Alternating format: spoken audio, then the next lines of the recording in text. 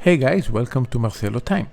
Um, Today I'm wearing actually my Platinum Daytona, but the video is not about this watch. Actually, I wanted to talk to you guys about this Breitling. The reason I actually make this video is because I'm not going to keep this watch for long, because I'm actually planning to sell it. But in the time that I have the watch, I'm going to actually tell you guys a few things about this piece and why I actually brought it, why I actually poached this piece. So let me see if I can do the focus here. 1 second. Supposed to. Here we go. Sorry about that before. This watch I actually bought it in 2015. It was already used. Retail of this piece, of this watch, was around I would say 11K. I got it nearly 60% off already as a used piece, so I actually bought it for less than 5K that time. This is of course the Chronomat 44 GMT with the gray dial. The movement inside is actually the 0B4 because it contains a GMT function. Breitling actually released in 2009 the 0B1 that actually this movement is based on that plus a GMT function. The 0B1 actually was a movement that Breitling was working on developing for 5 years. It was released in 2009 as the first in-house movement, and this is a continuing of that novelty. Today we actually in 2023, so I think last year, I think in 2022, I guess they actually discontinued these versions of this watch, and they actually released a completely new lineup of the Chronomat line. So this is basically already a discontinued format of a watch. It does have the bracelet with 5 links. Actually, it was a very kind of famous all full polish piece. You guys can see that this bezel actually is a GMT bezel, so actually it does move from both directions, as you can see. Not very easy to turn. So but it does turn. So you guys can move from both sides. It's actually funny that it actually does behave very much as a full GMT watch. I mean, I actually did settle the time today, but just to show you guys, you actually open one, so you actually can move the hour. You see, I already jumped the hour, and you actually can move backwards. So you see the date actually can go backwards. You don't actually make damage in the movement. You guys can see here on the 9 o'clock, the second is actually moving. Pulling the crown one more click will stop the second hand, and of course you can move the whole time. Normal function. Let's focus on the second hand. Let's put the crown in, and you guys are going to see the second hand moving again. What is actually, again, try to believe it or not, but this watch is actually water resistant for 200 meters. Let's open the chronograph and let's check the function there. The watch actually, comparing to what I understood from my AP, actually, is actually very resistant. It work pretty well. Let's stop it. It does have a column wheel. You see, let's reset. Let's start it again. It does have a column wheel chronograph, so it's pretty much, I wanted to say, bulletproof. It's a nice watch. I mean, you guys already know the rest of the watches that I do own, so I don't really wear this much. I really used to like this piece very, very much.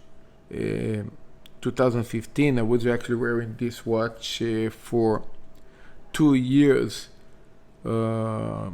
straight on before I actually bought my Smurf in 2017. Then I pretty much didn't wear this watch much. My only Breitling, I can say. Here we go, you guys are going to see. You see? Already jump here. The second hand here, going to, because I don't want to continue this video for 7 hours, but okay, let's stop it here. Just want to focus here for you guys to see when I do the reset. Let's stop it here and let's pay attention. Sorry, wrong button. Let's pay attention. Reset. It reset beautiful. Let's start it again. I'm going to wait till to come to the other side and then reset. Nice piece. The lume is also pretty decent. Is a Super Luminova. This watch have. Another thing is this actually function.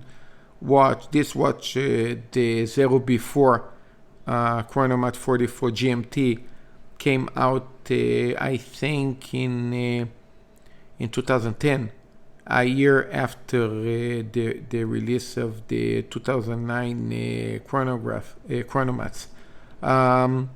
Here we go. Let's stop here and reset. This watch, what else I can say about this one? Is, I think back in 2009, 10, actually even before these new versions of the Chronomats, the older Chronomats was pretty popular back in the day. It was a very macho watch that a lot of people used to like it. I think when I got it in 2015 was already probably the beginning of the end, because then people started to look more into other pieces, I guess AP, Patek, like Nautilus and Royal Oaks, and it wasn't that much a thing back then. People didn't really look so much. They actually look into this behemoth thing. By the way, this watch, it weighs about 220 grams. Already minus, let's call it minus 2 link. It's actually difficult to call these links a thing. You have a stamp class, is of course a closed case, but when you close it, even so it's stamped, you do feel this kind of click, and it's a very satisfied click when you close, of course with the safety deployment here.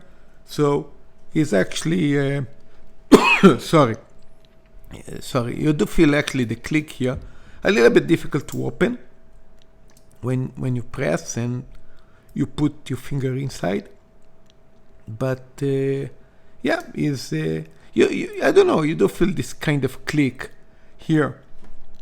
It does have you see, it actually does go inside somehow, give this kind of feeling that is not a press class, but it actually is. So, and here is the safety that you guys close. So yeah, I mean, pretty decent watch, pretty heavy. Here I'm going to put this watch here. Take out my Platinum Daytona. I mean, this is a pretty heavy watch by itself, but also holding this is actually funny. This is now 270 grams, and this is 2020 kind of 220 is head heavy. So I actually did it pretty tight. I'm already used to do that with the Daytonas already. So you close it. Kind of. I don't know what you guys think. You guys think is a beautiful watch? I mean, I didn't wear this for a long time. Another thing I wanted to say about the movement. This movement was pretty much, I can say, ahead of its time with his 70 hours power reserve. Yes, that's right, 70 hours power reserve on a piece that came out nearly in 2010. Rolex, starting to put let's not forget this one. This one still the old Platona came out in 2013, but basically this model of the watch came with the Rolex movement in 2001 that was already with 70 hours power reserve. Yeah, so definitely the Daytona is definitely ahead of its time with the 70 hours power reserve movement. But this also, I mean, respectively, Rolex actually put 70 hours power reserve on the GMT and on the sub. Only, I was saying the sub was in 2020, and the GMT was in 2017. Other brands, I think Omega still on the Seamaster still is 50 something hours power reserve. Also the new Speedies, I think they are not 70 hours power reserve. So still pretty much ahead of its time with the power reserve that they have in this movement. Cons that I can say about this watch is now is actually is missing time a little bit. In 24 hours, I think this watch is missing maybe like 10 seconds or something, maybe a little bit more, but it's not like super precise that the Chronomat, I think paper that this watch come with actually apply. In Japan, service for this watch is actually quite pricey for me. I actually it sounds almost like a kind of a penalty, but because I bought this watch used, I actually need to pay double the service. So if to service this watch, actually service means kind of I think oiling the movements and things, not really doing overall, but polish the watch, it will be about $300. 350. For me, it's going to be 700. Doing an overall that it seems this watch actually did need it in a overall last time when I check is about $1,000. That is pretty much respectable for a complicated watch like this one. This is this movement actually have over 300 parts, so it's quite a complicated movement to service, and is respectable to understand $1,000 for overall. But again, for me, it will be $2,000. That is not fair. Let's put it this way: it's not fair. I mean, $2,000 to pay for a Lange-Zone Patek AP, I guess. Sorry, not for Breitling, and it doesn't cost $2,000. But for me, it does, because I don't know, maybe it's a Japanese thing to charge double for a watch that you didn't bought it new. I don't know why this kind of penalty. I think is ridiculous, but this is the way it is, and I think it does take the passion or the desire of owning this watch for me. I mean, again, buy this watch new, it will cost a ridiculous, not ridiculous, but it will cost like 11K, and then when you sell it, you would say thank you if you can sell it for free. So this is already kind of wow. But then I bought it for less than 5. That this is okay. It's kind of almost like keep plus, not plus, but keep kind of its value. You bought this for 5. You pretty much can sell it for 4.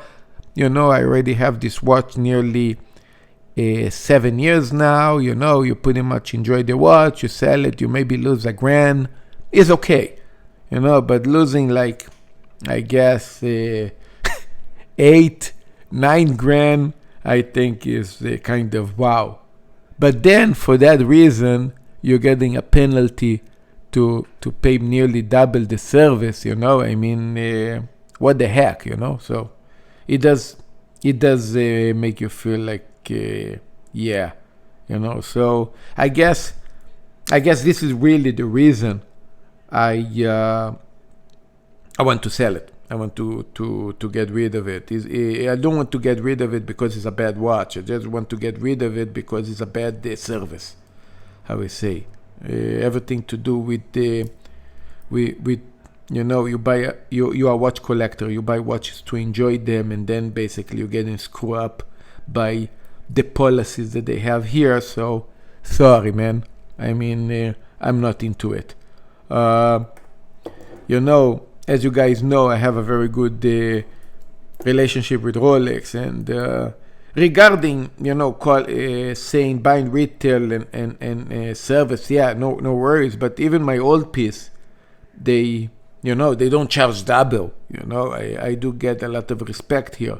So by the way, let's put 2 of the chronographs one next to another. The Platona is amazing. It's gorgeous. But, hey, I mean, nothing to say really bad things about the Breitling. It's not like a beauty queen near an ugly duck, I mean, the Breitling is pretty nice, I mean, again, I mean, how we say, I guess, taste, right? I mean, but it's not that bad, I mean, I think it can be appreciated, seeing these 2 pieces, one next to another. Yeah, I mean, I actually like it. Of course, I mean, it's actually funny. It was a review about the Breitling, but it seems I'm already doing a review about this Daytona as well. But when you actually punch the chrono here, it's kind of very it's a very satisfied feeling. It's very springy, So you press, you start. Okay, let's open here in the bottom here. Try to focus. Try to get the focus that I had before. Wait a second. Okay, here we go. Okay, let's stop. Reset. Again, everything very springy, very nice. Very nice feeling. Click. Yeah. You feel the click. Another click. Yeah, I don't know. Very, very satisfied here. Again, Rolex is known of being pretty much a bulletproof, also in the movement. So yeah, it's very, very satisfied. Here, let's do this again. Let's open here again. The chronomat. Let's do this again. Open this. Press. It's almost like you almost feel like you're breaking it when you press. Is even so that it looks springy, but you don't really feel this springy like a Daytona spring feeling. You really feel like boom, kind of. When you press, it's like you feel like this click, like, oh shit, did I break it? Like this kind of, oh shit, like, and then here you press, oh, like, kind of shit, did I broke? You feel this kind of almost like to say, yeah, you're breaking it. You feel like you're breaking it, and then you press again, and then you break it again. You feel this kind of. You don't feel this with the Daytona. With the Daytona, it's pretty much. You don't break it. Kind of feeling. It's like tick. You feel the click. It's kind of satisfied clicks.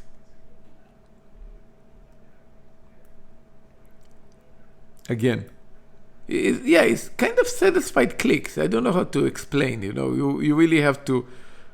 I almost wanted to say I have to have a Daytona to understand that. Very very subtle, small click. Not that hard push. Also, kind of the noise is higher. Is a higher pinch in the noise. It's a higher pinch, and then here. Again, kind of higher pinch, but you don't feel this breaking kind of feeling, if it makes sense, Here you do, but pretty much, as you guys see, spot on the 12 o'clock.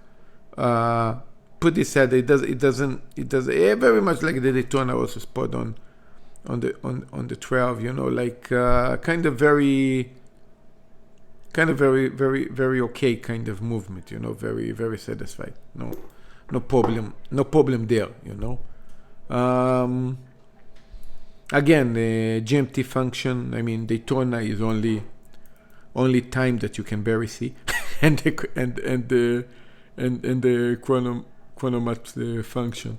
This one is Chronomat function, GMT function, actually kind of diver as well. This watch actually you can go dive with it 200 meters. 200 meters water, 20 bars watch. So I guess, diving, I would say 30 meters, really making a dive. You can dive with this watch, no problem with that. And the GMT function here, you really can time a true free time zone comparing to the Rolex GMT, because you really have, I'm going to focus here, as you guys see, double 24 hours on the dial and on the bezel. So you guys see 2, 4 on the dial, 4 on the bezel, 6 on the dial, 6 on the bezel, and so on. You guys see? You guys can see that here, 12, and of course 12 here, 14, 14, 16, 16. So when you move the bezel, it's actually fun. You actually guys can time in GMT function even without paying attention to the GMT hand. Just use your imagination. You see 22. You move this. Here is already 23. Here is a 24. Here is already 24. Here is 1, 2 o'clock.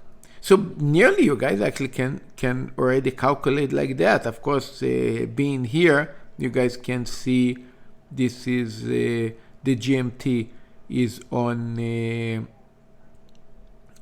the, let's call it on the 11 o'clock in the morning. But here, and it's actually funny, it would be hard for you to know 11 after you actually move the buzzer, but because it's riding on the dial.